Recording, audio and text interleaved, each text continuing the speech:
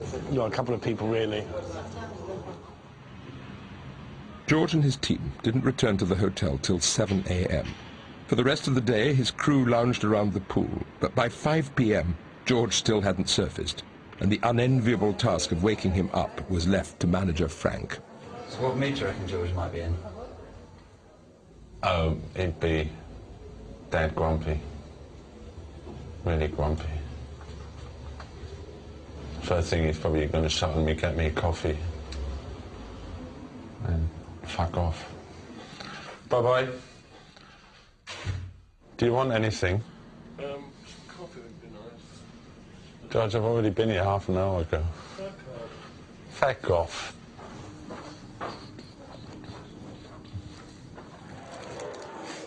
At 6 p.m., George finally came downstairs, but he refused to be filmed. Can you stop filming me now? Please. Get lost. It was a pattern that continued back in London. For the remaining 3 weeks leading up to his community service, George went underground and all contact was severed. Meanwhile, the world's press geared up for another episode in George's high-profile battle with drugs.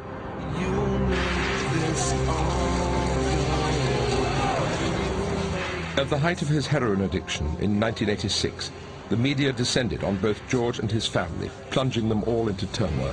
The beasts were kind of ripping the carcass apart and everything. It really felt like that at the time. It was quite an unpleasant thing. But the media frenzy reached fever pitch when, in his absence, the body of fellow musician Michael Radetzky was discovered in George's North London home. I phoned his mum. I said, I'm totally sorry about what happened.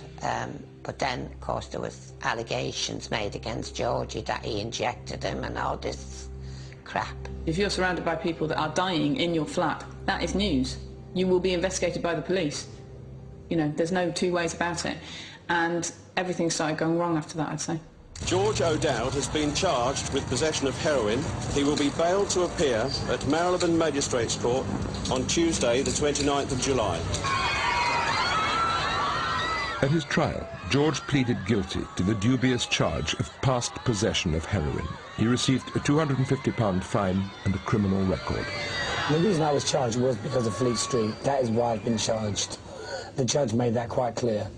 The reason I was charged today, I was never caught in possession of heroin. I was charged because of Fleet Street. Thank you, Fleet Street. So now they've got what they wanted. 20 years later, allegations of George's drug-taking would once again serve him up to the world's press.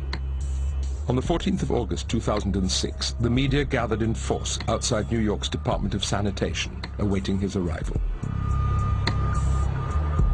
I really do feel empty, numb. Don't know, you know, it's a mystery, and I don't know what's going to happen, and go.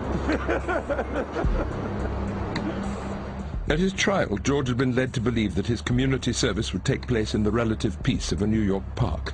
That morning, rumors were rife that it would instead take place on the streets of Manhattan.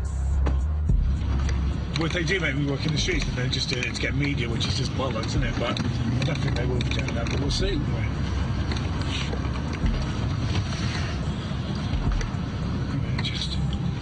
If they're going to make you do it in a sort of really open public place, it just means that it's just about making it like a which and do without their help.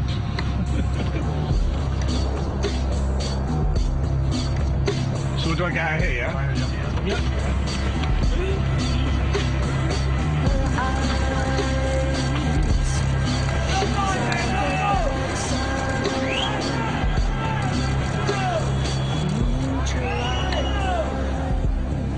At 7 a.m., George went inside to learn the true location of his community service. Half an hour later, he emerged. It was going to happen on the streets of New York.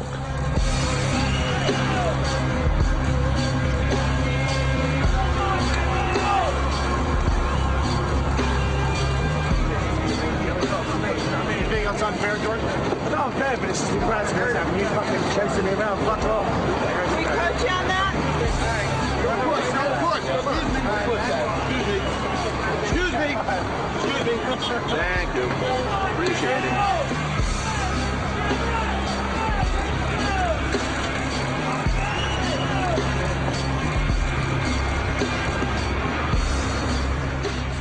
media vehicles chased George across town to the supposed secret location. But scores more reporters were already waiting, and he was thrust into the hands of the press.